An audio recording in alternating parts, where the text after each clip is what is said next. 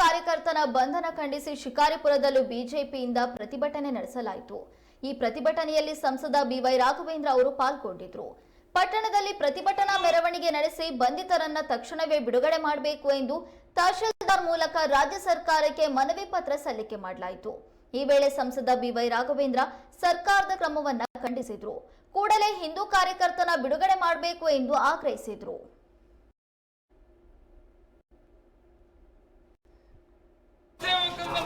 कांग्रेस सरकार के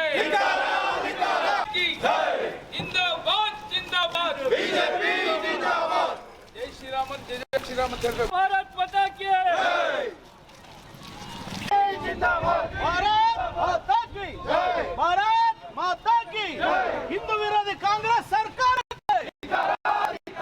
हिंदू विरोधी कांग्रेस सरकार के भारत माता की भारत माता की भारत माता की ಆಗಮಿಸಿದಂತ ಎಲ್ಲ ಹಿಂದೂ ಬಾಂಧವರನ್ನ ಮತ್ತೊಮ್ಮೆ ಸ್ವಾಗತವನ್ನು ಬಯಸ್ತಾ ನೇತೃತ್ವ ವಹಿಸಿಕೊಂಡಂತ ನಮ್ಮ ಅಧ್ಯಕ್ಷರಾದಂತ ಸನ್ಮಾನ್ಯ ವೀರೇಂದ್ರ ಅವರೇ, ನಮ್ಮ ಹಿರಿಯರಂತ ಗುರುಮೂರ್ತಿ ಅವರೇ, ಸನ್ಮಾನಿತ ಬಳ್ಗಾರ್ ಅವರೇ, ದೌರ್ಭಾಗ್ಯ ಹಿಂದೂ ರಾಷ್ಟ್ರದಲ್ಲಿ ಹಿಂದೂಗಳ ವಿರುದ್ಧ ಸಾಕಷ್ಟು ಖಂಡನೀಯ ಘಟನೆಗಳು ನಡೀತಾ ಇರೋದು ನೀವೆಲ್ಲರೂ ಕೂಡ ಗಮನಿಸ್ತಾ ಇದ್ದೀರಿ। ಸುಮಾರು 30 ವರ್ಷಗಳ ಹಿಂದೆ ಕರಸೇವೆ ಮಾಡಿದಂತ ಶ್ರೀಕಾಂತ್ ಪೂಜಾರಿ ಅವರನ್ನ, ಇನ್ನುಳಿದಂತ ಕಾರ್ಯಕರ್ತರನ್ನ ಹುಬ್ಬಳ್ಳಿಯಲ್ಲಿ ಈಗ ಮತ್ತೊಮ್ಮೆ ಅವರನ್ನ ಅರೆಸ್ಟ್ ಮಾಡುವಂತ ಷಡ್ಯಂತ್ರ ಮಾಡ್ತಾರೆ ಅಂದ್ರೆ ಯಾವ ರೀತಿ ಇವರ ಉದ್ದೇಶ? ನಾಳೆ ಶ್ರೀರಾಮಚಂದ್ರನ ಒಂದು ಕಾರ್ಯಕ್ರಮಕ್ಕೆ ಭಕ್ತರು ದೊಡ್ಡ ಸಂಖ್ಯೆಯಲ್ಲಿ ಹೋಗದ ರೀತಿಯಲ್ಲಿ ಅದನ್ನ ತಡೆಯುವಂತ ಒಂದು ಹಿನ್ನಾರಿನ ಒಂದು ಪ್ರಯತ್ನ ಇದ್ರ ಹಿಂದೆ ಇದೆ ಅಂತ ನಮಗೆಲ್ಲರೂ ಕೂಡ ಅನಿಸ್ತಾ ಇದೆ।